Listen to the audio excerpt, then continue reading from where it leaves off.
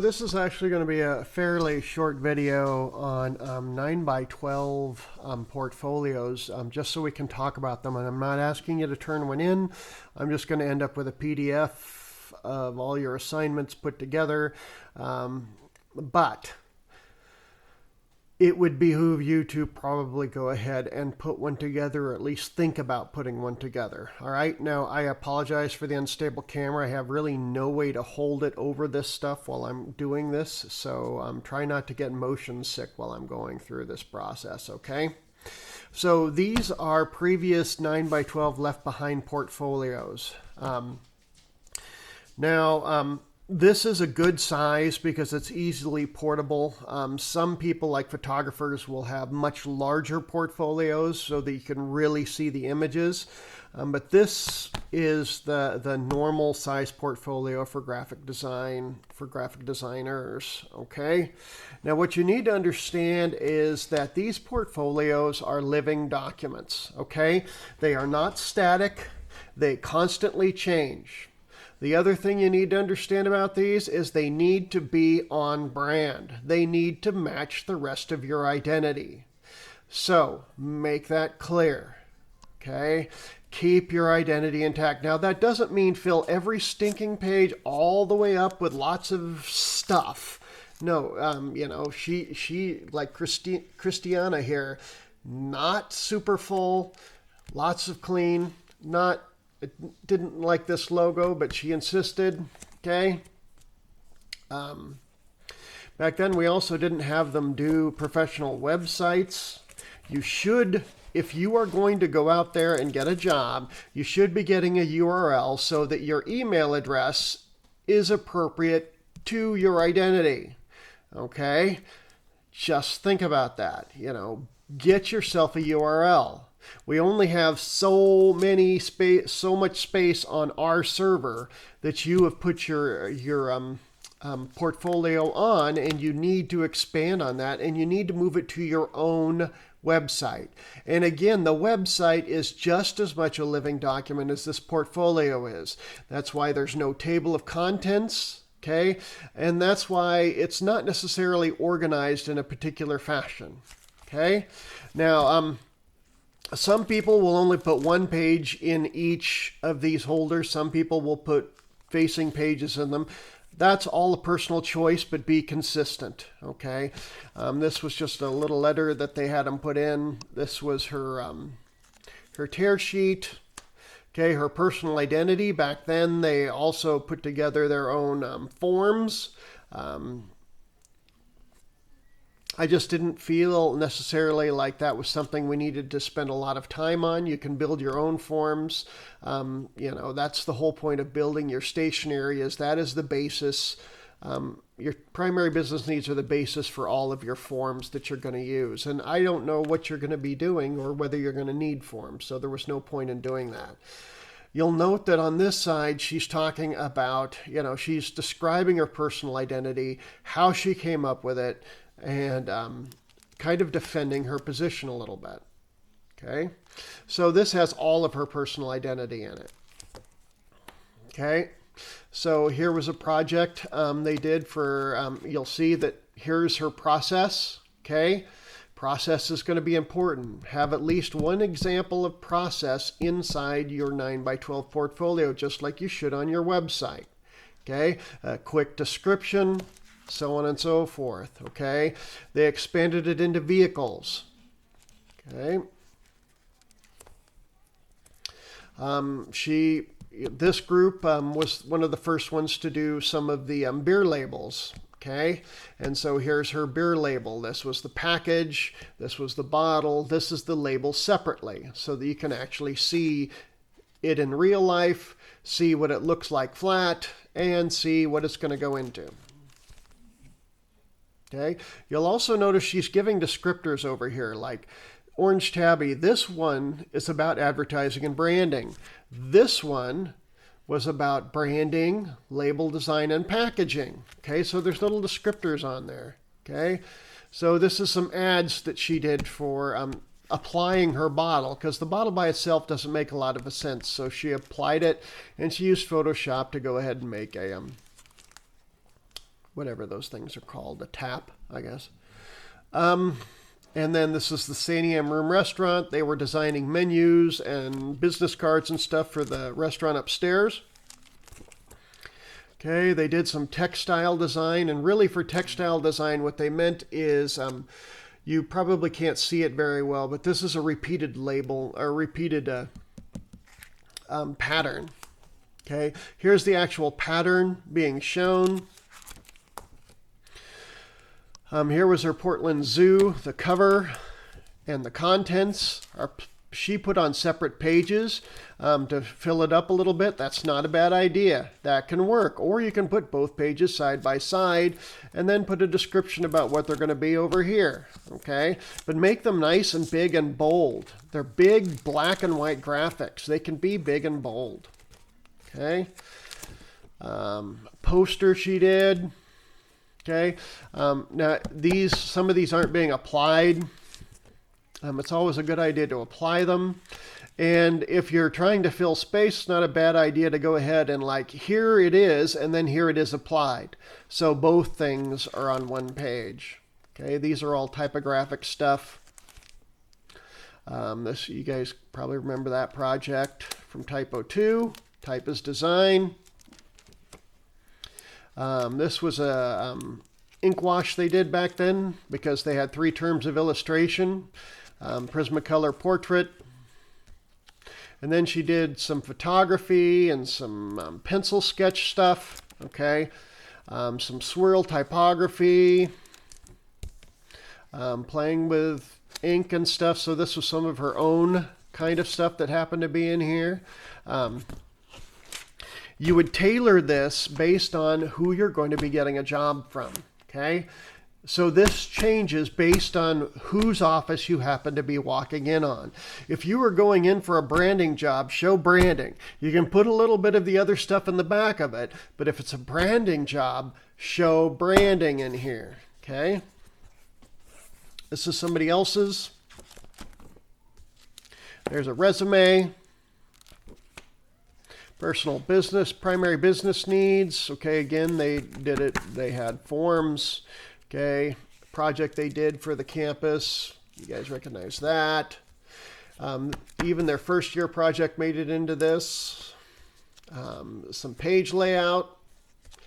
They did some ads, which was part of Graphic Design 1, which was considered page layout. There's the zoo. Okay.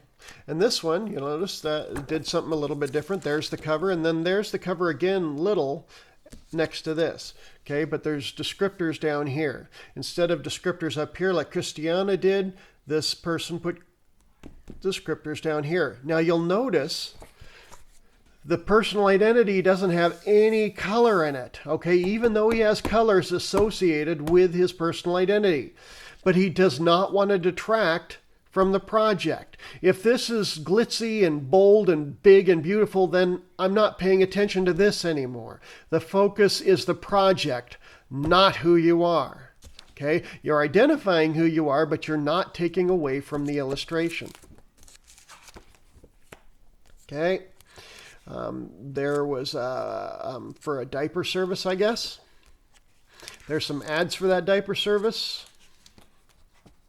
Yeah, what John used to do is he would just take 2 random words and stick them together, and then you would develop an identity for that company. They did some work for worldwide genetic scientists all over the place, and they broke into 5 teams and did it for 5 different places around the world. Okay, and more pattern. You can kind of see the pattern back there. Here it's showing you the pattern. It was all made out of the letter I. Okay, some identity stuff. There's a web page. There's some more identity stuff. And there you see, okay, process. Okay.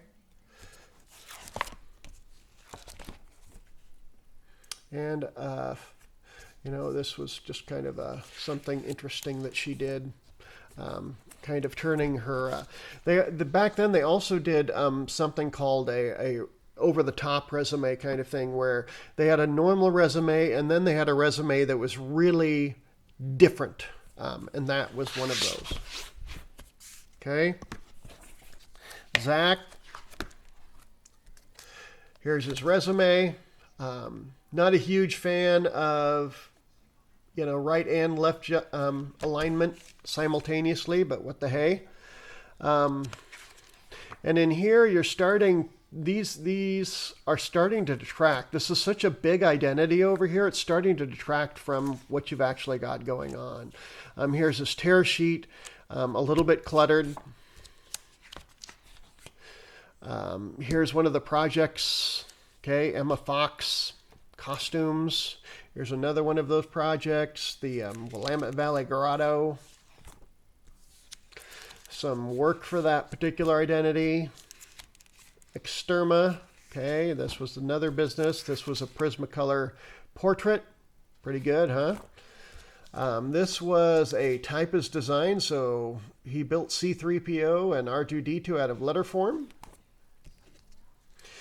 This was one of the groups that actually worked on the displays for the Marine Science Center, and so he was in the group that did this. A poster for that.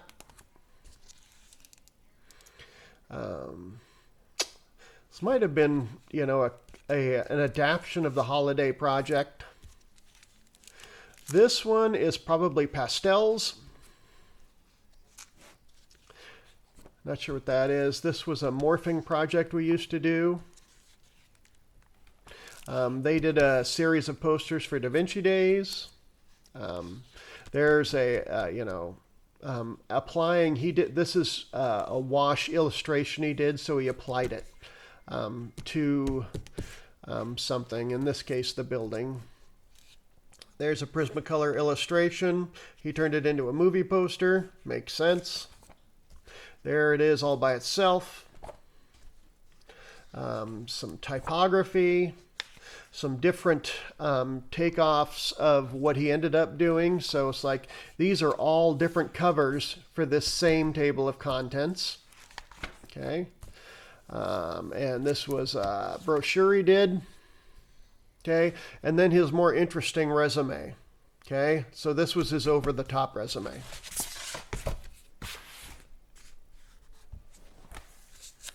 Okay, what do we got here?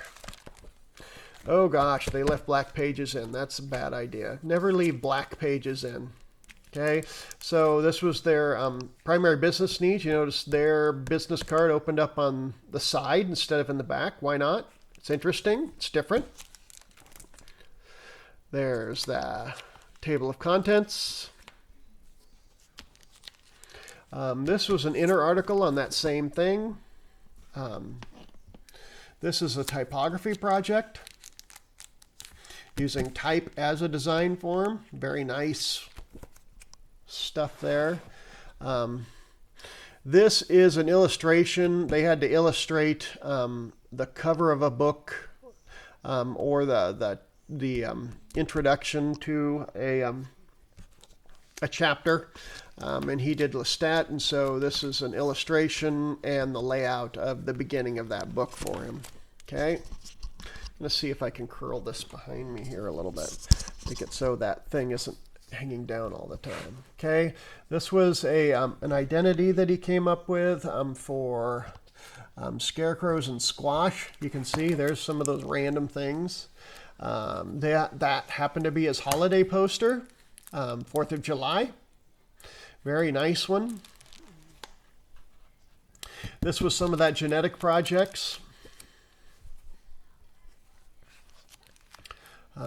Pinata of Dreams. So this was an applying an illustration, and this was an identity for an event that the Lynn Benton was having. Okay, some more genetic stuff. Playing with type. Okay, the picture of Dorian Gray, this crusty old one. Okay, Lewis Comfort Tiffany, the Tiffany glass. Okay, dry vodka. So you can see this is kind of like the Typo 2 project you guys did. Now you'll notice how simple this is. He's not even showing his identity. He's just keeping the same color throughout this whole thing. Okay. Oh my gosh, look at that nasty widow there. Okay. This was another typo project they did. And then this is a pastel illustration. This time applying it to the Christmas Carol. And then this was the chapter beginning. Another typo project. This might have been the year they had a typo 3. Because yes, we actually had 3 typography classes at one point. Okay, this is the repeated pattern. FT, so is applying the repeated pattern. This is part of the original identity. Very simple, FT, Francis Textiles. Applying it to, I don't know what a wine bottle has to do with it, but whatever. Another identity, Partridge and Pear. Applying that. And then this is his more creative, interesting resume, as opposed to his fairly normal one. And now we have these pages. Generally, it's not a good idea to have empty pages, so I would have just put blank sheets in there instead of having the black pages. Anyway, these are 9x12s. And you can see that the spines have been designed, okay, appropriately. So if you decide to do that, think about that space. Don't just have this blank. This was very carefully designed to match the rest of their identity. And you should do the same thing. Now, this is if you do a 9x12. Not a bad idea to do a 9x12. All right? So thank you. And I hope that is helpful. Again, I'm not requiring you to do a 9x12, but I thought I would show you that. If you decide to do a 9x12, okay, down the road, and Lynn Benton's open, you are welcome to print your 9x12 portfolio at Lynn Benton on the roll-fed printer. You are welcome to do that. You are welcome to come back and print, reprint pages or print updated pages, updated identity, whatever you'd like to do. We are here to support you as you grow as a designer, and the roll-fed printer's here for you to use. Okay? Unfortunately, we don't have access to it right now, but you would have used that to print this out. Okay? It has nice stiff paper. It does a beautiful job on color, and so it's a great printer to actually be able to do this with. So down the road, when it's open, you are welcome to come in and print out a 9x12 at your leisure. Thanks. Have a great week 8. Okay, 2 more weeks after this coming up one. All right, we're running out of time. Get on those portfolios. Get on those portfolio websites and bring those.